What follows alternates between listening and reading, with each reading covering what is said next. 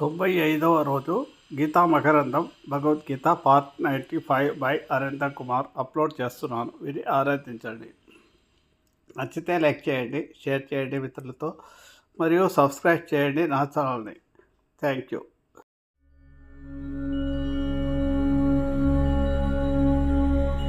Lakkaraju Muralidhar Rao astro and remedies ఛానల్కు subscribe చేసుకోండి.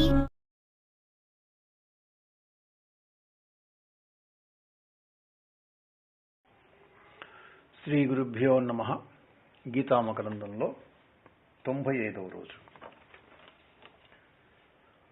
వ్యాసాయ విష్ణురూపాయ వ్యాసరూపాయ విష్ణవే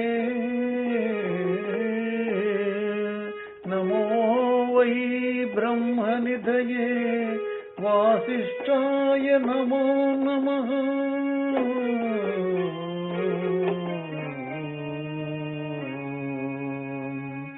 ఓం శ్రీ గీతాదేవి నమః. వసుదేవసుతం దేవం కంసచాణూరమర్దనం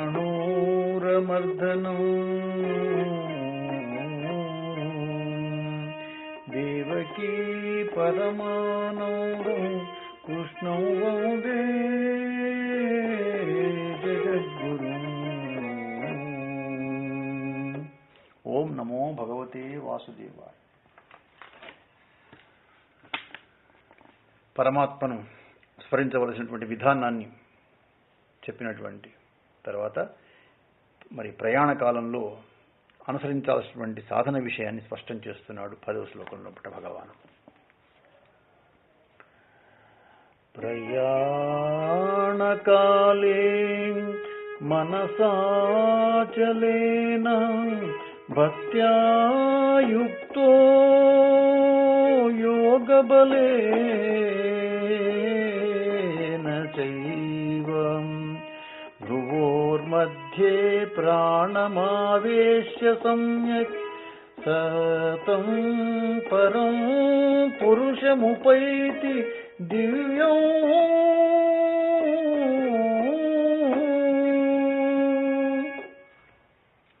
అర్జున, మరణ సమయంలో మనసు నిశ్చలంగా ఉండాలయ్యా. భక్తి భావనతో ఉండాలి, యోగ బలంతో ఉండాలి.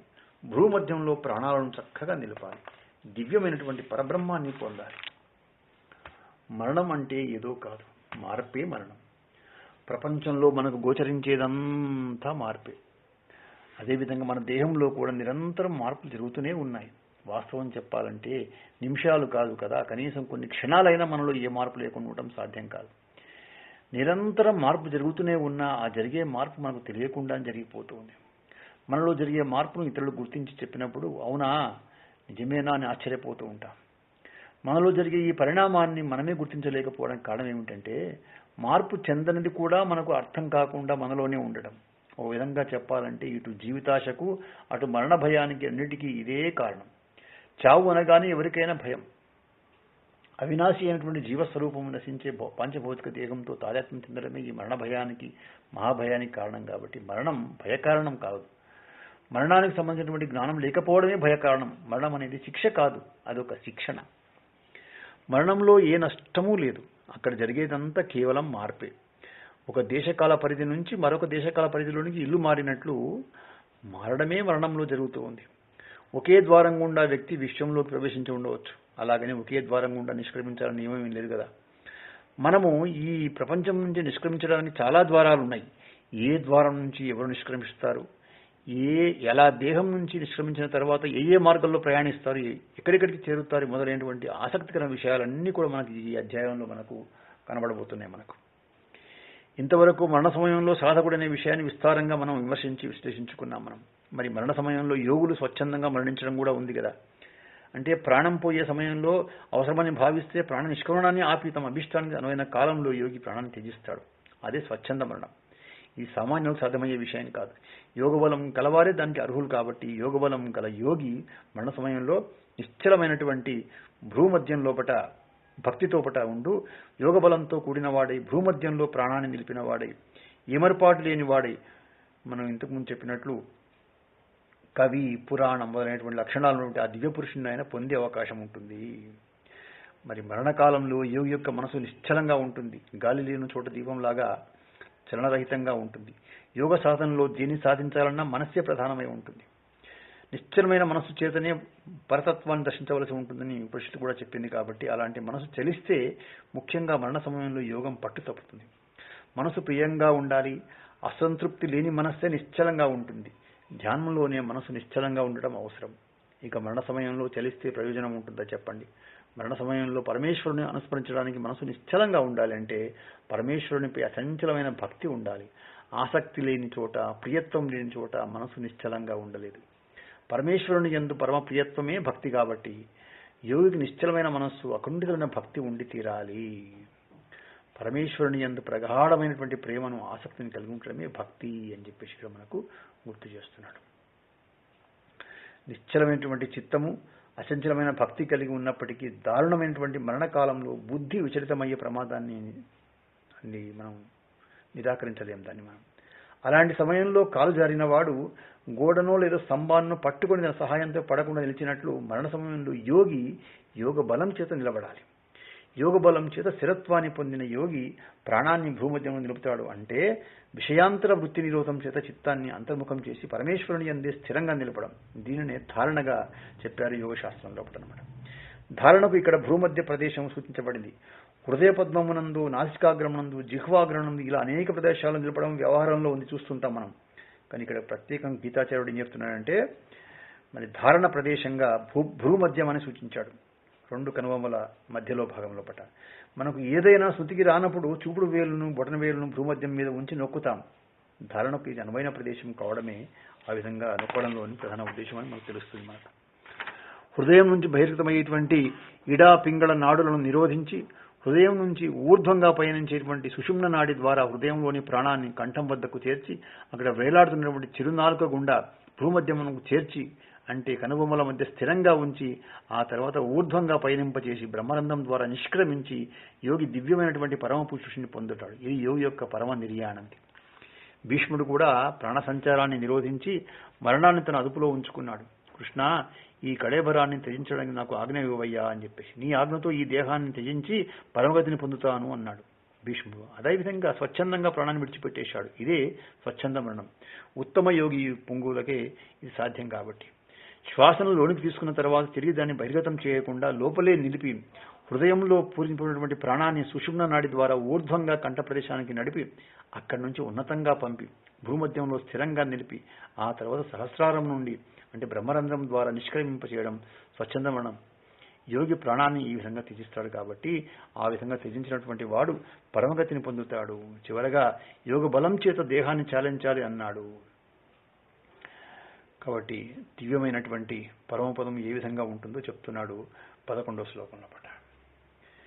యదక్షరం వేద విదో వదంతి విశంతి యత్యతయో వీతరాగా యదిచ్ఛంతో బ్రహ్మచర్యం చరంతి తత్తే పదం సంగ్రహేణ ప్రవక్షే.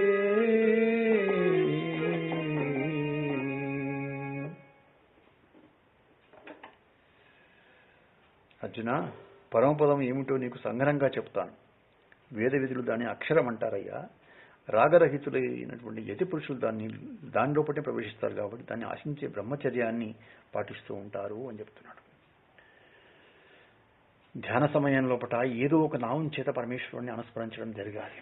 అట్టి అభిధానం శృతి చెప్పినటువంటి ఓంకారమే అని ప్రమాణాన్ని ప్రదర్శిస్తున్నాడు. వేదార్థ జ్ఞానం మెరిగినటువంటి వేదవేత్తలు ఓంకారం అక్షరంగా వర్ణించారు. నాశరహితమైనటువంటి ఓంకారం బ్రహ్మంగా వర్ణించారు. కాలంలో నశించేవి ఏవైనా క్షరాలే. కాలంలో నశించనిది కాలాతీతము, కాలాధారం అయినటువంటి చైతన్యమే ఇక్కడ ఓంకారంగా తెలుస్తుంది. కాబట్టి ఇది తెలియదగిందే కానీ అనుభవించదగింది కాదు. ఇది అక్షర ధ్యానం, అక్షరాభ్యాసం. మనం బిడ్డల విద్యాభ్యాసం చూస్తాం. అక్షరాభ్యాసంలో ఆరంభించడం మన యొక్క సంప్రదాయంలో చూస్తాం. మనం ముందుగా ఓంకారాన్ని వ్రాయించి ఆ తర్వాత పరమేశ్వరుని అనుగ్రహాన్ని అర్థిస్తూ పంచాక్షరిని వ్రాయిస్తారు.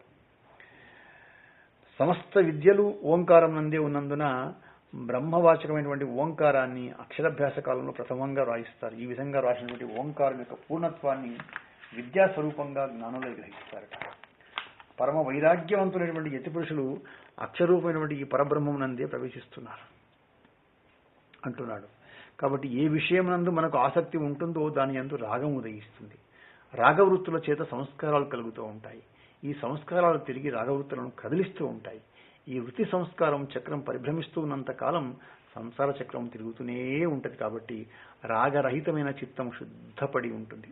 శుద్ధిపడినటువంటి ఆ చిత్తము గల యతులు ప్రయత్నశీలురై జ్ఞానాన్ని పొందుతారు. కాబట్టి ఈ విధంగా జ్ఞానాన్ని పొందడమే ప్రవేశించుట అనే పదానికి అర్థం.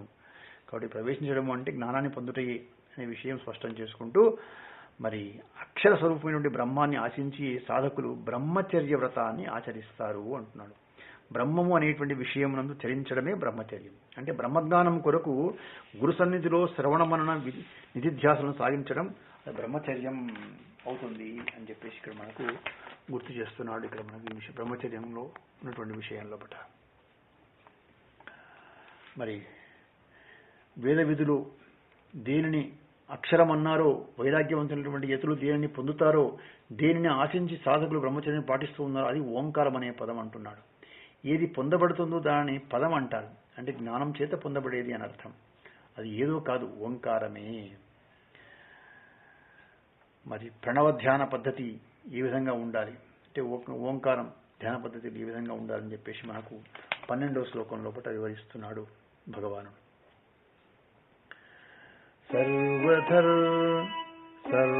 సర్వద్వారాణి సంయమ్య మనోహృది విరుధ్యత్య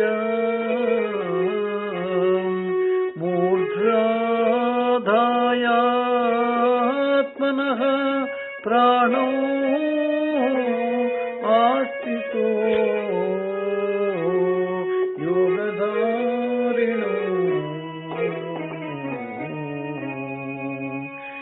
ఆస్థితో యోగధారణ.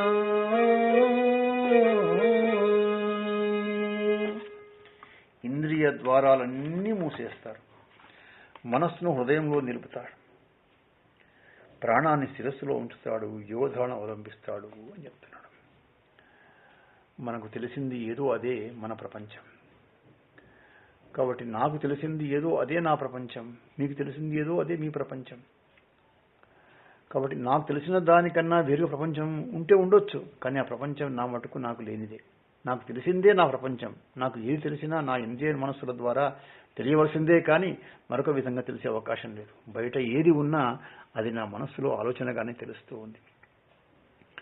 రూపానికి చెందినటువంటి విషయం కన్ను ద్వారా లోపలికి ప్రవేశించినప్పుడు అది మనస్సును చేరి కలవరపరుస్తుంది. శబ్దానికి చెందిన విషయం చెవి ద్వారా, వాసనకు సంబంధించిన విషయం ముక్కు ద్వారా, ఇలా స్వవిషయాలను, శబ్దాది విషయాలను శ్రోత్రాది ఇంద్రియాలు మనసుకు చేరవేస్తూ ఉంటాయి. విషయాలు మనస్సులోకి ప్రవేశించడానికి జ్ఞానేంద్రియాలే ద్వారాలై ఉన్నాయి. మరి గృహద్వారాలను మూయగానే ఇంటిలోని ప్రవేశం నిరోధింపబడినట్లు ఇంద్రియ ద్వారాలను మూయగానే బాహ్య విషయాలు మనస్సులోనికి ప్రవేశించకుండా అడ్డగింపబడుతున్నాయి. విషయాలు లోనికి ప్రవేశించలేకపోయినా మనసు తన యొక్క సహజ స్వభావం చేత తనకు తానుగా బహిర్గతం కావచ్చు. కానీ సమస్త ఇంద్రియాల ద్వారాలను మూసివేయడం వల్ల ఇంద్రియాలు సంయమనం చేయబడ్డాయి. కాబట్టి బాహ్య విషయాలు లోనికి ఎలా ప్రవేశించలేవో మనస్సు కూడా మూయబడినటువంటి ఇంద్రియాల ద్వారా బహిర్గతం కాలేదు అని చెప్పేసి చెప్తూ, శబ్దాది విషయాల యందు ఆసక్తి లేని వాడు ఇంద్రియాలు లేనప్పుడు ఇంద్రియాలు ఉపశమిస్తాయట. అంత మాత్రాన దాని ఇంద్రియం సమయంగా భావించలేము అని చెప్పేసి చెప్తున్నాడు. ఇంద్రియ ద్వారాలు మూతపడడం చేత శబ్దాది విషయాలు లోనికి ప్రవేశించవు. కాబట్టి అదేవిధంగా మనస్సు బహిర్ముఖమై విషయాలను చేరలేదు. అంత మాత్రాల్లో మనోవ్యాపారం అయినట్లనంటే సంకల్ప సంచారం అనేది నిరోధింపబడినట్లేనంటే ఇంద్రియ ద్వారాలు మూతబడినా మనసు తన ఊహలలో ఊరేగే ప్రమాదం లేకపోలేదు. అందువల్ల మనస్సులోని సంకల్పాలను కూడా నిరోధించి మనస్సును హృదయంలో నిలపాలి అని చెప్తూ ఈ ఓంకార రూపమైన అక్షర ధ్యానాన్ని, ఇంకా దాని యొక్క అక్షర ధ్యానం ఏ విధంగా చేయాలనే విషయంలో మనకు 13వ శ్లోకంలో చెప్తున్నాడు.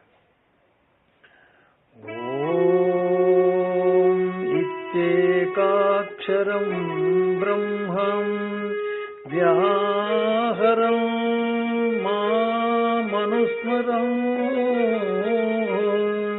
యప్రయాతి త్యజన్ దేహం సయాతి పరమాంగతి. అర్జున, బ్రహ్మవాచకమైనటువంటి ఓంకారాన్ని ఉచ్చరిస్తూ నన్నే స్మరిస్తూ దేహాన్ని విడిచిపెట్టిన వాడు ఉత్తమ గతిని పొందుతాడయ్యా అని చెప్పేసి చెప్తున్నాడు. ఓంకారం యొక్క అర్థము బ్రహ్మం. బ్రహ్మం యొక్క పేరు ఓంకారం. బ్రహ్మము ఏకాక్షరం. ఏకాక్షరం అంటే ఏకము, అకార స్వరూపం అని అర్థం. అలాగే ఓంకారం ఏకాక్షరం అంటే ఓం అనేటువంటి అని ఒకే ఒక అక్షరం కలది అని ఒక అర్థం. బ్రహ్మం యొక్క పేరే ఓంకారం.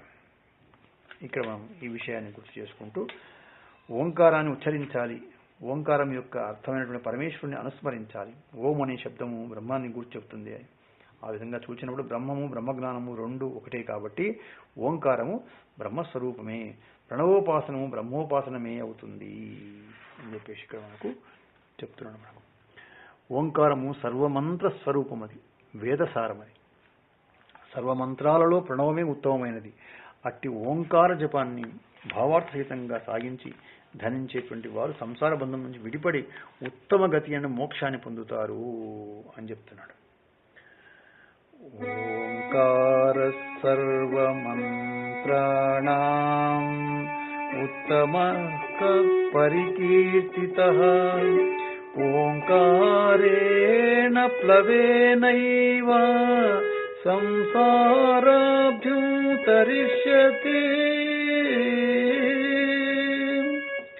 సమస్త మంత్రాలలో ఓంకారమే ఉత్తమం అని చెప్పి ఋషులు కీర్తించారు. కాబట్టి సంసార సాగరాన్ని దాటడానికి ఓంకారం అనేటువంటి నావకు మించినది మరొకటి లేదు.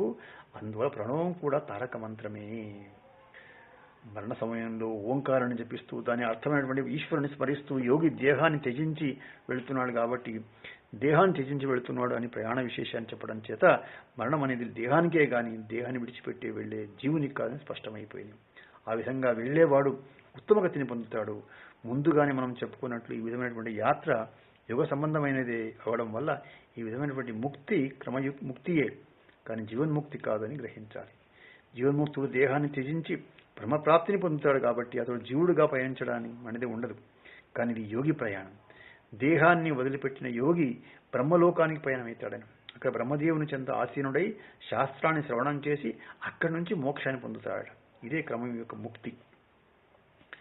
ఇలాంటి స్థితిని పొందాలి అంటే అన్య చింతనను మాని పరమేశ్వరుడే ఆయనే స్మరించాలి దేవుణ్ణి. అట్టి వారికి పరమేశ్వరుడు సులభ సాధ్యుడు. ఏ విధంగానో 14వ శ్లోకంలో చెప్తున్నాడు. అనన్యచేతా సతతం యో మాం స్మరతి నిత్యశః తస్యాహం సులభ పార్థ నిత్యయుక్తస్య యోగినః.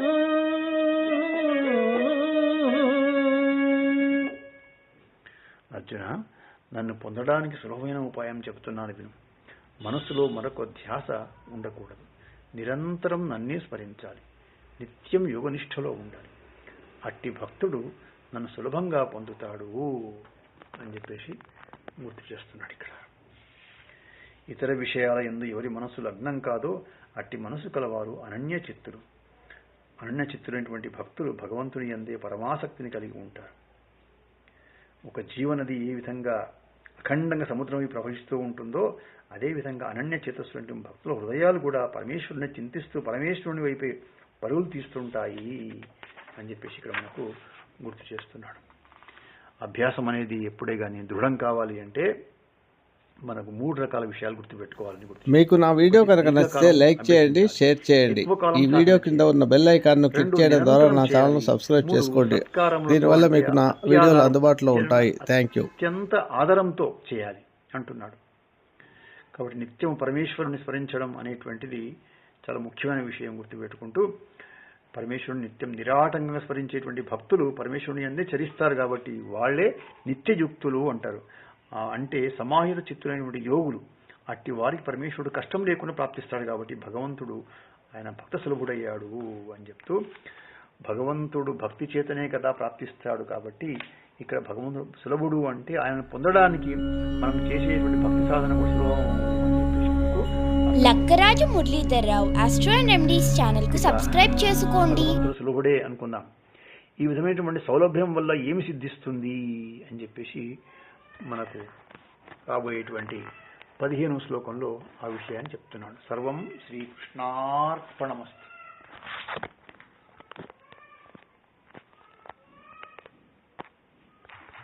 షేర్ చేయండి. ఈ వీడియో కింద